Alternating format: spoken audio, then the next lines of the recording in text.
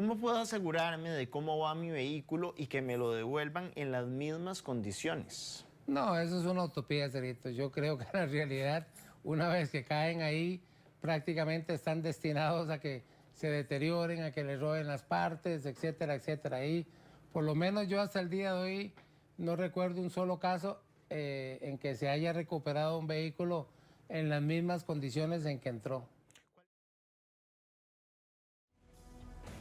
Y 45 motos decomisadas dejó el operativo realizado este domingo en Punta Arenas Centro. Aunque muchos suplicaron que no les quitaran su vehículo, se les aplicó la ley.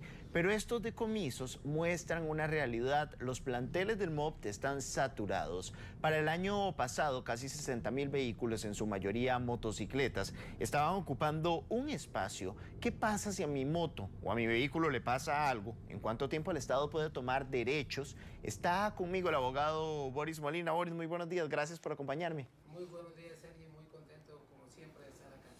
Boris, ¿qué lleva un oficial de tránsito a mandar a un vehículo a un plantel donde ya sabemos que están totalmente saturados? Y es que, de acuerdo a la información, son más de 45 motos las que fueron detenidas. Recordemos que esto sucedió en Punta Arenas, donde aparentemente se había convocado a que fueran algunos motociclistas a tomar algún tipo de diversión. Sin embargo, esto terminó en el decomiso de las motos. Boris, cuénteme ahora sí, ¿qué lleva el oficial de tránsito? Independientemente de la posibilidad que esas personas tengan de dónde llevar los vehículos, están obligados a hacerlo porque son personas que tienen algún tipo de infracción que se les está tomando en el momento en que los agarran, y entonces el oficial de tránsito, más allá de valorar que tiene que hacer esa infracción, igual tiene que pensar que en algún lado tendrán que meter ese vehículo porque no puede seguir circulando. Entonces,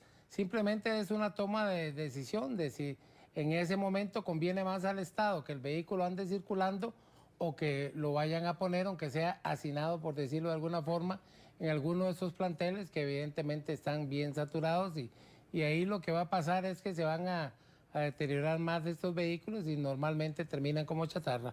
Boris, yo no estoy justificando en este caso que no hagan decomisos, pero también a uno le llama la atención cómo los van a enviar a un plantel si sabemos que va a haber un deterioro. No es ilógico, al final es entregar al país tanta burocracia que criticamos y al final lo estamos haciendo. Sí, pero a veces, Sergio, estamos olvidando que son vehículos que muchas veces han sido robados en otro país o tienen alguna inconsistencia. Pero no siempre. Alguna irregularidad. No, no siempre, pero hay muchos de esos que están en esas condiciones, ¿verdad? O, por ejemplo, como en este caso, de que estaban infringiendo la ley de otra forma, ¿verdad? Como eso, andar haciendo piruetas y andar poniendo en riesgo al resto de la sociedad.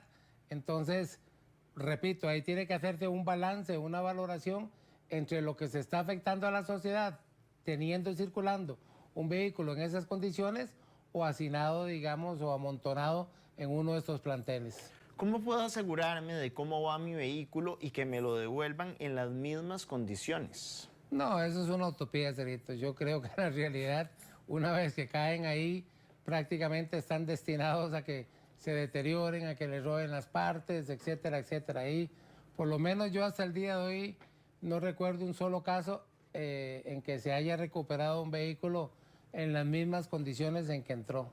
¿Cuál es el trámite para recuperarlo, Boris? Hay que hacer una gestión ante el mismo Ministerio de Obras Públicas y Transportes. Ellos van a hacer la valoración de que efectivamente ya esta persona, por ejemplo, pagó la infracción y que ya no tiene ningún problema más para poder recuperarlo, porque recordemos que algunas veces es que les han alterado el número de motor o de chasis, de este tipo de cosas, y entonces ya la recuperación es mucho más lenta porque necesita de la intervención de un juez, ya no solo administrativamente, pero normalmente este trámite dura una semana, 10 días.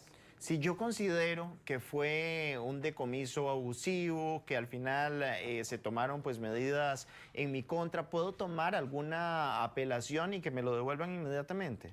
No, inmediatamente no, Cerrito. Lamentablemente es otro saludo a la bandera, ¿verdad? Una cosa es lo que diga la teoría de cómo funcionan estas cosas y otra cosa es cómo se ve esto en la práctica.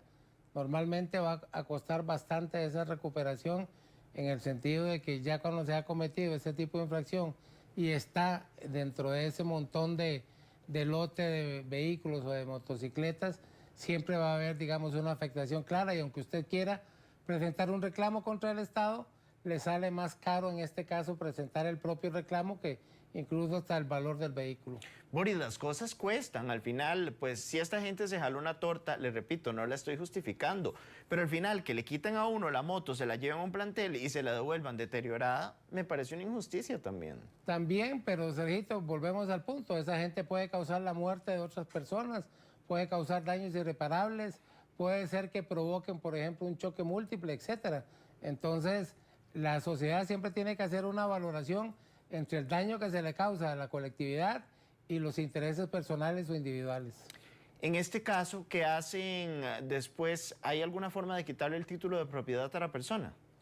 Digamos que ya el título de propiedad perdió efectividad en la práctica porque usted con una certificación obtiene o demuestra esa titularidad, entonces que le quiten físicamente un documento donde se certifica eso, no tiene ninguna trascendencia, digamos.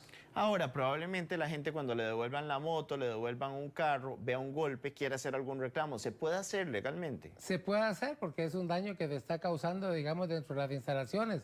Pero repito, le saldría más caro hacer esa gestión que reparar el vehículo. ¿Por cuánto tiempo puede pesar un vehículo en un plantel, Boris? Mire, yo diría que hasta que se deteriore por completo. He visto casos en que nunca salen. Es más, la mayoría siempre se quedan ahí. Bueno, ahí las personas están comentando en Facebook. Algunos dicen que es justo, algunos dicen que es injusto. Aquí lo más importante es hacer el llamado a no cometer pues estos abusos en carretera que consideran los agentes de tránsito, los Ahí tráficos, está la ¿no? clave, Sergio. O sea, para que eso no pase, tienen que portarse bien. O sea, andar haciendo las cosas bien para que su vehículo siempre esté en sus manos. A portarse bien, Boris. Muchísimas gracias por acompañarme. Siempre un placer.